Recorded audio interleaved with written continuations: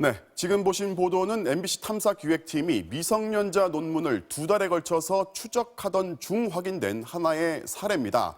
자세한 얘기 장슬기 데이터 전문 기자에게 직접 물어보겠습니다. 장 기자, 먼저 정리를 좀 해줄게요. 이번 취재가 조국 장관 딸이나 나경원 원내대표의 아들 관련 의혹 때문에 시작된 겁니까? 전혀 아닙니다. 교육부가 여러 차례 미성년자 논문 실태를 조사해 발표했는데 번번이 부실 조사다 이런 논란이 일었잖아요. 그래서 얼마나 광범위한 건지 파악하고자 취재를 시작했습니다. 그런데 이제 2달이 걸려서 오늘 첫 보도를 하게 됐잖아요. 왜 이렇게 오래 걸린 겁니까? 네, 국내 최대 학술 정보 포털인 DBPR을 취재 대상으로 삼았는데요. 네. 실린 논문만 250만 편이 넘을 정도로 매우 방대합니다. 네. 그래서 데이터를 컴퓨터가 자동으로 수집해주는 웹 크롤링 방법을 썼는데 여기에만 한두 달이 걸렸습니다. 그래서 그 분석 결과 고등학생 저자가 몇 명이든가요?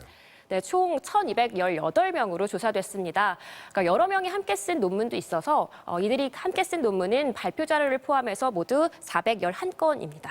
네, 411건. 이게 전부라고 단정할 수는 없지만은 고등학생 학술 논문이라는 게 결국 부모 인맥을 동원을 하고 또 입시용 스펙으로 사용된다. 이런 게 문제가 되는 거잖아요. 이번 취재로는 어느 정도 입증이 됐다고 들었는데 이 고등학생 학술 논문이 언제부터 시작된 겁니까? 네, 보시는 것처럼 2007년에 처음 등장합니다. 2007년이면은 그 학생부 종합전형이 사실상 처음 도입된 그때 아닙니까? 맞습니다. 2007년 이후 가파르게 늘어나는데요. 상당수 대학 입시용 논문이 아닌가 하는 합리적 추론이 가능할 것 같습니다. 그런데요, 지금 2014년도 이때 정점을 찍고서 더 이상 늘질 않아요. 그렇습니다. 이때 무슨 일이 있었냐면요. 학생부의 논문 실적을 쓰지 말라고 교육부가 지침을 내렸거든요. 네. 그러니까 만약에 이 논문들이 입시용이었다면 굳이 쓸 필요가 없어진 거죠. 네, 이 수치는 논문의 학술대회 발표 자료까지 합친 거라고 말씀을 드렸었잖아요. 네. 그렇기 때문에 논문만 따로 뜯어보면 2014년 이후로 감소폭을 나타내고 있습니다.